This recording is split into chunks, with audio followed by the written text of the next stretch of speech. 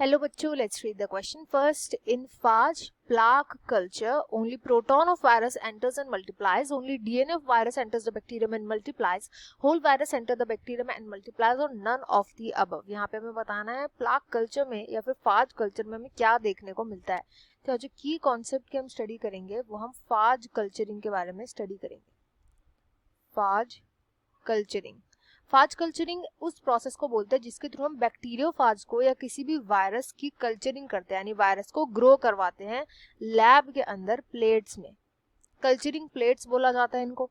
इन plates के अंदर होता क्या है, ऐसी प्लेट्स होती है, इसमें हम बैक्टीरिया का लॉन खड़ा कर देते हैं. लॉन का मतलब पूरी की पूरी प्लेट ना बैक्टीरिया से भरी हुई होगी. होता क्या है, जिस जिस जगह पर बैक्टीरिया गायब होते हैं, जैसे हमने इसमें वायरस का इन्फेक्शन करवाया, थोड़े दिनों बाद हमने देखा कि इस प्लेट के अंदर यहाँ पे एक छेद है, यहाँ पर एक छेद है, यहाँ पे एक छेद है.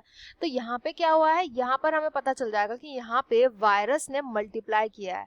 वायरस ने मल्टीप्लाई किया है एंड मल्टीप्लाई करके इसने बैक्टीरिया की डेथ करवा दी. इसकी वजह से हमें पता चलता है कि बैक्टीरिया की हो गई है डेथ. बैक्टीरिया की वजह से ही यहाँ पे जो लॉन होता है वो इतनी जगहों पे केवल क्लियर हो जाता है, क्योंकि यहाँ पे कोई बैक्टीरिया ही नहीं है तो प्लेट में क्लियर एरियाज दिखाई देते हैं. अब होता क्या है, जब भी कोई भी वायरस एंटर कर जाता है अपने होस्ट सेल के अंदर, या हम यहाँ पे मान लेते हैं बैक्टीरिया के अंदर, होस्ट के अंदर एंटर करते ही ये केवल और केवल अपना जीनोम छोड़ता है उस बैक्टीरिया के अंदर या उस होस्ट के अंदर. केवल जीनोम एंटर करता है सेल के अंदर या अपने होस्ट के अंदर. जब सेल के अंदर एंटर कर गया जीनोम तो ये इंटीग्रेट कर जाता है होस्ट के क्रोमोसोम के साथ. या तो होस्ट के क्रोमोसोम के साथ इंटीग्रेट कर जाएगा या फिर ये एक्स्ट्रा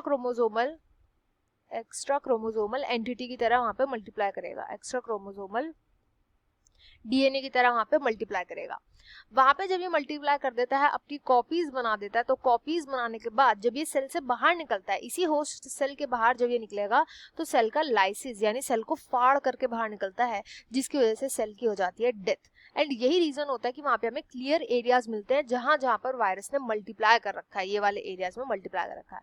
तो जो फर्स्ट ऑप्शन बोला है कि केवल प्रोटॉन एंटर करता है, तो बिल्कुल इनकरेक्ट बात है. सेकंड जो है वो एकदम करेक्ट बोला है कि केवल DNA of the virus enter करता है बैक्टीरियम के अंदर एंड देन मल्टीप्लाई करता है.